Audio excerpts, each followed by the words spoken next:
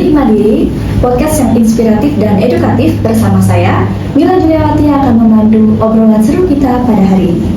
Di episode kali ini, saya tidak sendiri. Pastinya mendatangkan bintang tamu dan narasumber yang super keren dan inspiratif, yakni Kak Mira. Halo Kak Mira. Halo. Gimana nih kabarnya hari ini? Aduh, baik banget. Terima kasih. Gimana kabarnya? Baik. Oke, jadi sebelum kita mulai, kita kenalan dulu ya sama Kak Mira. Mungkin Kak Mira bisa kenalan diri dulu. Oke, baik. Halo semuanya. Perkenalkan, nama saya Niputu Mira Amanda Dewi. Aku biasa dipanggil Mira. Aku dari Prodi D3 Akuntansi, jurusan akuntansi di Politeknik Negeri Bali. Oke, jadi kakaknya jurusan akuntansi. Semester berapa Kak? Terus semester 5. Semester 5 ya?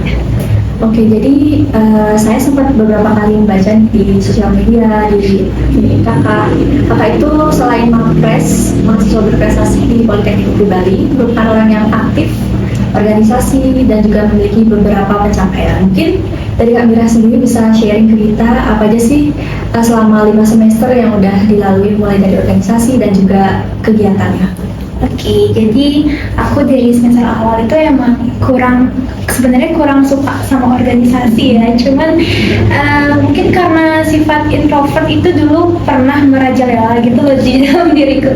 Jadi aku coba organisasi waktu semester awal, tapi itu bukan organisasi kepanitiaan gitu. Ya organisasi kayak cuman penggalian dana yang kayak jualan kupon, jualan risol itu. Tapi karena kita juga perlu buat ngejar target SKKM gitu kan ya, SKKM. Jadi ya udah kita terobos pakai organisasi itu. Tapi semakin kesini jiwa-jiwa organisasi untuk bersosialisasi sama orang itu udah mulai kelihatan lagi. Jadi aku ikut lomba waktu itu, lomba IAC, Intern Counting Competition. Kemudian aku ikut SNAF, OAV di Jember waktu itu juga. Sama sekarang lagi coba beasiswa IBS Consulting yang ada di Denpasar gitu untuk sampai semester ini. Oke, berarti kakak fokusnya kalau di organisasi ke panitia lepas mungkin ya, Iya.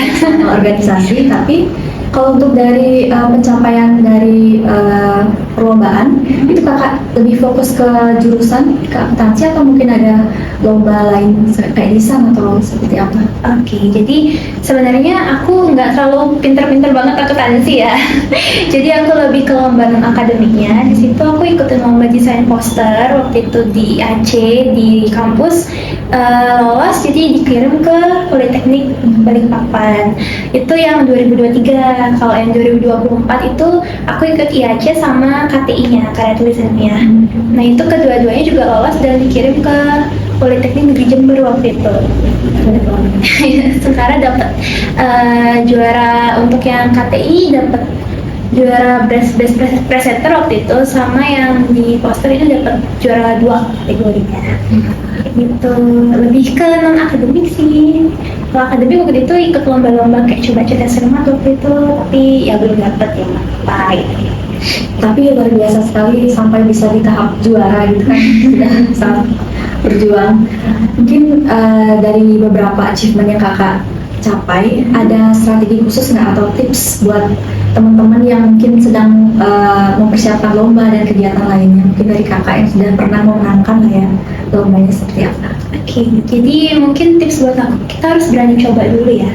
Kalau misalnya kita masih takut-takut atau ragu tuh, mending kita nggak ada salahnya gitu buat coba biarpun nanti gimana hasilnya, apapun nanti kedepannya gimana gitu, ya udah nggak apa-apa, yang penting kita pernah ngerasain di satu titik kita tuh ikut berkompetisi sama semua orang gitu. Jadi jiwa-jiwa kompetitif kita tuh bakalan muncul gitu. Apalagi kalau saran aku, bukannya kita milih-milih teman ya, cuman di lingkungan pertemanan tuh sangat-sangat berpengaruh dia untuk kita ikut organisasi, untuk kita upgrade diri kita gitu. Jadi di lingkungan pertemanan juga berpengaruh. Sebisa mungkin ambil sisi positif dari teman-teman kalian gitu. Jadi ajak teman-teman kalian buat ikut lomba, buat ikut organisasi, itu penting juga. Jadi upgrade lah skill kalian selagi kalian masih muda gitu. Berarti lingkup pertemanan yang suportif juga sangat mendukung. Iya, betul, sangat suportif, sangat mendukung. Berarti dari beberapa pengalaman kemudian prestasi yang kakak capai, mungkin di awal semester kakak pasti punya plan kan untuk kedepannya, mungkin apa yang harus saya kerjakan, capai. Itu boleh sharing kak, gimana sih cara buat membuat goals dan gimana cara mewujudinya tuh gimana? Oke, jadi untuk awal semester sebenarnya waktu itu aku nggak punya plan apa-apa. Cuman makin kesini aku makin sadar kalau umur kita makin bertambah dan kita punya tanggung jawab yang besar untuk umur itu. Jadi yang pertama, yang hal kecil yang paling dekat dari diri kita itu kita perlu upgrade CV. Ya kan, untuk cari kerja nanti itu bekal yang lumayan penting kalau menurut aku. Jadi dari awal kita ikut semua yang kita suka, semua yang kita tekuni, kemudian kita update CV kita, nanti kita bakalan bangga waktu kita baca ulang CV kita. Apalagi kita mau, misalnya kita mau tunjukin ke perusahaan bahwa ini kita pernah ikut ini, kita punya pengalaman ini, kita buktiin kalau kita itu bisa ngelakuin pekerjaan mereka, maksudnya pekerjaan yang ada di perusahaan tersebut. Jadi ya kedepannya bagus lah karir ya, terutama karir itu. Jadi awal mula semuanya itu ya tentu saja tujuannya mau mencapai karir yang bagus. Berarti untuk Sobat Mandiri bisa memperbaiki CV ya, mempersiapkan pengalaman juga dari sekarang. Nah, kalau berbicara tentang CV atau data diri kita, seberapa penting sih personal branding di mata kakak? Kalau menurut aku sangat penting ya. Jadi biasanya anak muda ini suka kayak private IG gitu, low profile, bener nggak sih? Itu menurutku kayak mending kita tunjukin bahwa kita ini punya apa ya, talenta atau apa, mungkin ada yang suka menggambar atau apa gitu, tunjukin kalau di sosial media tuh kita bisa menggambar, tunjukin personal brandingnya kita ke masyarakat luas. Siapa tahu nanti di masyarakat itu bisa dijadiin motivasi buat mereka kayak gitu. Jadi untuk anak muda sebenarnya nggak apa sih low profil kayak gitu, coba keluar dari zona nyaman kalian gitu. Mungkin nggak cuman aktif di second akun ya, bisa di first akun, bisa di upgrade juga kegiatannya. Ya tentunya. Terus menurut kakak manajemen waktu nih, dari semua organisasi, mungkin ada kepanitiaan, achievement yang kakak capai, manajemen waktu buat seimbang itu sama kegiatan kampus gimana kak? Oke, kalau dari aku sendiri tipsnya itu jangan menunda pekerjaan ya. Jangan menunda, semisal nih kalian punya tugas di kampus hari ini, sebisa mungkin kalau hari ini kalian bisa kerjain. Kalau bisa diselesaikan sekarang, selesaikan sekarang gitu. Karena kita nggak tahu besok bakal ada tugas lagi kan. Jadi kalau misalnya tugas ini misalnya belum selesai, ada tugas lagi, itu bakal numpuk. Jadi kerjaan yang di luar dari kampus, atau mungkin kalian mau apa lomba atau bikin sebuah karya tulis ilmiah, itu kan jadi tertunda ya. Jadi sebisa mungkin dapat tugas sekarang, dibuat sekarang, selesaikan sekarang gitu, untuk manajemen waktunya. Dan kalian juga bisa, kamu juga bisa buat jadwal rutin gitu. Kalau aku ada jadwal rutinnya, tapi dia terpisah, di mana itu adalah jadwal rutin list tugas, waktunya UTS, ada list UTS, ada juga jadwal rutin. Aku kan sekarang lagi ngejalanin kayak freelance gitu, jadwal rutin buat freelance. Jadi hari Senin ngapain, Selasa ngapain, Rabu ngapain, itu ada pencatatannya. Jadi itu untuk manajemen waktu kayak gitu sih kalau kataku, menurutku ya. Mungkin set goalsnya bisa ya kak, mungkin teman-teman konsistensinya kurang ya. Jalanin itu setiap hari kayak rutin seperti itu. Nah, untuk tantangan terbesar nih selama kakak menjalani perkuliahan sampai di semester 5, kemudian struggle-nya di organisasi, kepanitiaan, dan juga pencapaian kakak tuh apa tantangan terbesar ya? Tantangan terbesar kayaknya menurut aku itu diriku sendiri ya. Rasa malas itu tantangan yang paling besar banget. Semisal nih sekarang aku punya plan untuk besok nih ngelakuin A, B, C. Nah udah di hari A tuh kadang malas gitu ngelakuinnya, karena udah terlanjur tiduran, scroll TikTok, jadi kan malas gitu kan ngelakuinnya. Jadi sebisa mungkin bunuh lah itu rasa malasnya itu dengan ngelakuin hal-hal yang udah kamu planin sebelumnya gitu, untuk ngelakuin hal yang berguna, karena waktu kan terus berjalan ya. Jadi tiba-tiba aja udah jam segini loh, udah jam segini nggak ngelakuin apa-apa gitu kan, gitu sih. Berarti musuh terbesar ya diri sendiri ya? Iya, rasa malas itu. Rasa malas. Iya. Oke, kakak kan sekarang semester 5 di Prodi D3. Berarti fokusnya udah mencari magang ya? Iya, betul. Menurut kakak sendiri, sebelumnya udah pernah berarti kak ada internship atau magang? Kalau intensif belum, tapi freelance part-time itu pernah. Freelance di bidang apa tuh kak? Di bidang perpajakan, konsulting waktu di PJS, tapi sekarang masih ngejalanin. sampai Januari. Abis Januari baru aku magang Februari. Kalau mungkin berbicara hard skill, mungkin itu sesuai sama apa yang kita ambil ya. Kalau berbicara tentang soft skill, ya, Kakak sudah di semester akhir, semester 5, terus akan menjalani magang, dan bahkan sudah pernah menjalani magang. Apa sih soft skill yang mungkin anak muda harus lakukan gitu, harus bisa? Menurutku semua orang ini kan pinter ya, tapi yang rajin tuh sedikit. Jadi penting kalau misalnya untuk ngobrolin soft skill itu rajin, jujur sih juga, jujur itu penting. Sama kalau ngomongin soft skill yang lain kayak berbahasa Inggris itu juga penting. Itu penting banget karena kalau udah terjun ke dunia kerja itu mereka cari yang bisa bahasa Inggris, biasanya bahasa Inggris. Kemudian kita ngerti juga sama komputer. Kalau untuk jurusanku ya, untuk jurusan accounting, kita harus juga ngerti sama komputer. Selain punya skill itu, di luar skill itu kita juga harus punya kepribadian yang bagus. Karena orang-orang itu, biarpun orang itu pintar, tapi kalau punya attitude yang jelek, itu bakalan nol di mata mereka kayak gitu. Jadi yang terpenting itu harus jujur, sopan. Kalau ketemu sama orang itu attitude-nya dibenerin dulu kayak gitu sih Kak, menurutku. Oke, berarti lebih ke attitude, linguistik, kemudian skill ya yang harus dimiliki anak muda. Terus mungkin sudah banyak berbicara tentang pengalaman kakaknya. Sekarang kita berbicara tentang perjalanan kakak nih sampai di Mapres 3 ya, di Politeknik di Bali. Mungkin memang sudah di planning atau seperti apa Kak? Kenapa bisa sampai di tahap ini? Seperti yang tadi aku bilang ya, aku tuh orangnya dulu emang introvert banget.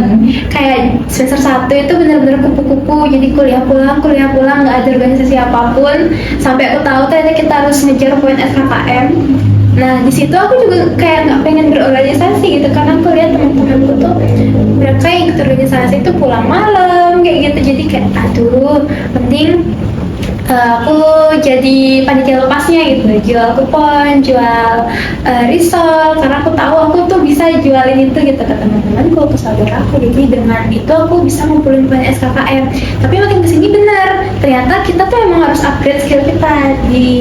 Dari lingkungan pertemananku juga, dia tuh mereka kayak suka banget gitu loh upgrade skill mereka juga. Aku termotivasi juga, ya udah aku ikut lomba-lomba, semua lomba aku ikutin. Setiap banner Politeknik di Bali yang nawarin lomba itu aku kayak coba-coba, kayak kita daftar, kita ikutin, jalanin, selesaiin. Antara menang atau kalah itu urusan belakangan, yang penting kita punya pengalaman itu.